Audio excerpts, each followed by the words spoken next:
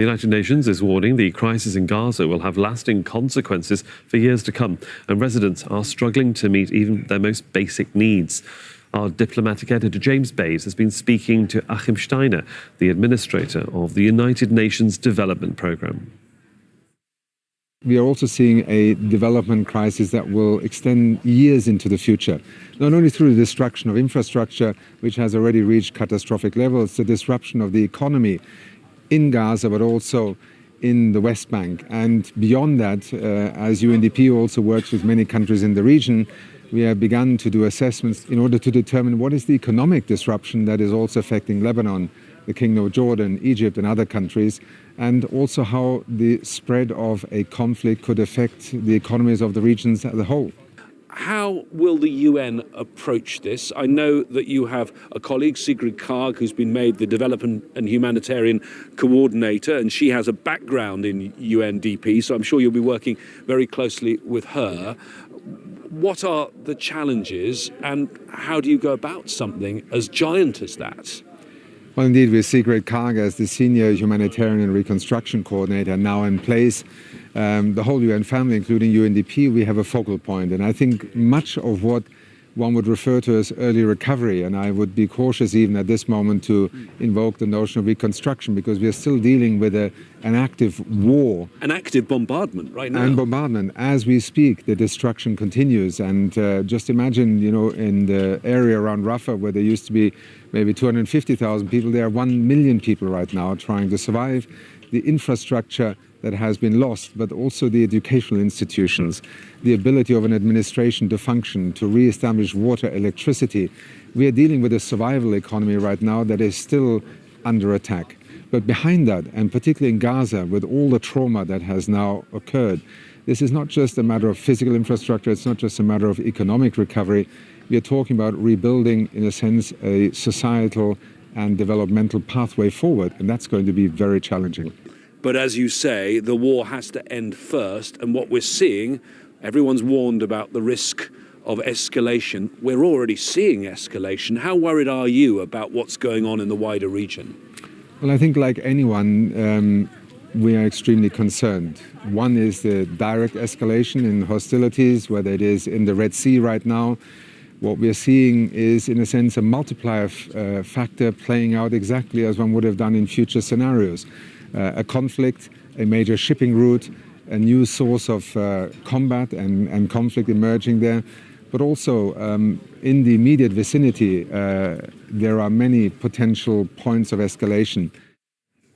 Now, another casualty of Israel's war on Gaza is the territory's health system. The delegation from the World Health Organization has just returned from the Strip. And once again, there are warnings of an unfolding humanitarian catastrophe. Gabriel Elizondo's report contains images that some of you might find distressing. The healthcare system in Gaza is collapsing, another casualty of Israel's war on Hamas. That is the assessment from Sean Casey. This church has been turned into an inpatient ward. The World Health Organization's emergency medical team coordinator, who just returned to UN headquarters after spending 5 weeks in Gaza. Every time I went to the hospitals, I saw evidence again and again of the simultaneous humanitarian catastrophe that's unfolding. We see it every day in Gaza, getting worse and worse, and the collapse of the health system day by day. Casey estimates that only 15 hospitals in Gaza are functioning, but only partially. He saw how bad the situation is firsthand. These are a couple of his reports from last month. I'm back in Al-Shifa, the largest hospital in Gaza, for the third time this week, where it's still a case of absolute misery. We're in Al-Aqsa hospital, where I just left the resuscitation room, where a 9-year-old boy named Ahmed was being treated basically with sedation to ease his suffering as he dies. When asked what was needed the most to help the Gaza health system cope, Casey was clear: a ceasefire. That, he said, would be the most effective and immediate way to end the suffering. Gabriel Elizondo, Al Jazeera at the United Nations. Well, still ahead here on Al Jazeera, increased volcanic activity in Indonesia forces the evacuation of thousands of people.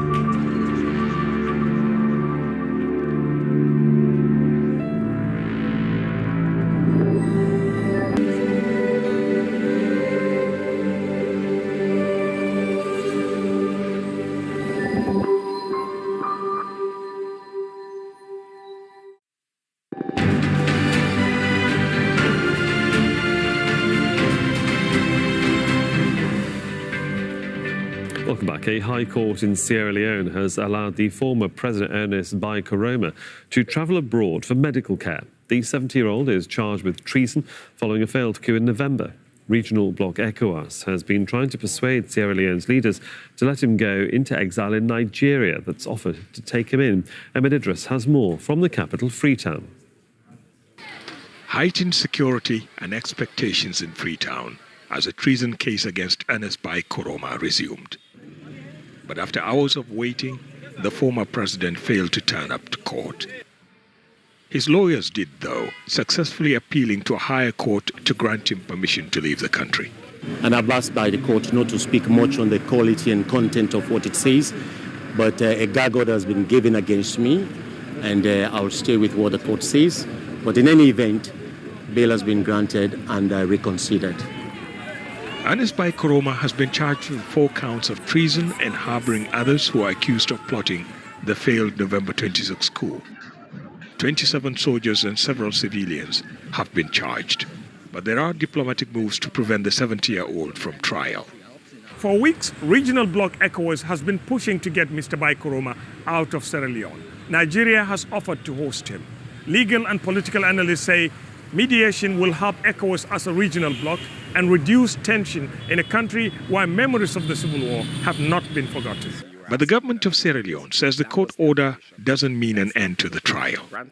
He will go to Nigeria, but it's also important to point out that the lower courts, the magistrate courts, did adjourn the case to a later date, and sometime in March, where we expect our lawyers to be back in front of the courts. Now, what happens in terms of conversations with ECOWAS, between the head of states of Sierra Leone, His Excellency President Bio, those are not things that we will comment on. While the former president has permission to leave the country, the other accused will not. But many here expect the court decision on Koroma will help the country avoid a major political crisis. Ahmed Idris, Al Jazeera, Freetown. Now, a prosecutor in charge of investigating an attack on a television station in Ecuador has been shot dead in Guayaquil. Cesar Suarez was ambushed in broad daylight. Gang violence in Ecuador has increased in recent months after one of its most powerful drug lords escaped from prison. A state of emergency is in place. In view of the murder of our colleague Cesar Suarez, prosecutor for organised crime in Guayas province, I'm emphatic. Organised criminal groups and terrorists will not undermine our commitment to Ecuadorian society. This event is a source of grief for us as an institution. We are currently conducting the first investigations at the scene of the crime with the aim of ensuring, as in every case of violent death, that this crime does not go unpunished. Now, thousands of people in Russia's southern Bashkortostan region have protested against a court decision to sentence a rights activist, Fael Aslanov, who's been charged with inciting ethnic hatred. Yulia Shapovalova has more from Moscow.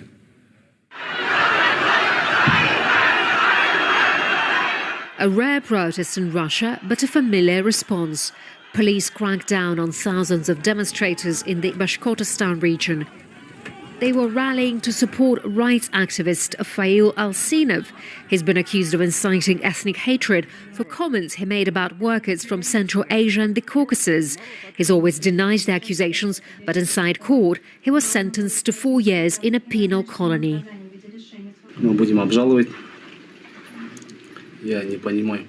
We will appeal the sentence. I don't understand the policy carried out by the Bashkortostan Republic head.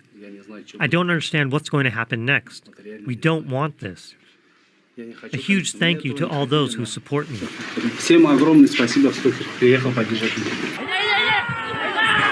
Alsinov's supporters say his imprisonment was delayed revenge for his activism in preventing the construction of a soda plant near the Kushtown mountain, which local people consider a sacred place. The protesters chanted freedom and demanded the resignation of the governor of Bashkortostan. At the same time, social media outlets supportive of the Kremlin have accused Fail Alsinov of being the leader of a banned organization, Bashkort. It advocates the separation of the Republic of Bashkortostan from Russia and is accused of provoking ethnic conflicts. While protests on the scale are rare, thousands have been detained in the past 2 years for opposing the armed conflict in Ukraine. And while Alsinov was an opponent too, analysts say the protest in Bashkortostan was directed towards the regional authorities and not the power of President Putin. Yulia Shapovalova, Al Jazeera, Moscow. Now, Russia says it stopped a drone attack on the capital in the early hours of Thursday morning. The Defense Ministry says it shot down a drone over Podolsk, just south of Moscow. No casualties were reported. Another drone was reportedly intercepted near St. Petersburg in the north. Moscow has accused Ukraine of carrying out those attacks. Well, earlier, Russia launched more attacks on Ukrainian cities, and that's led to residents living near the front line being told to evacuate.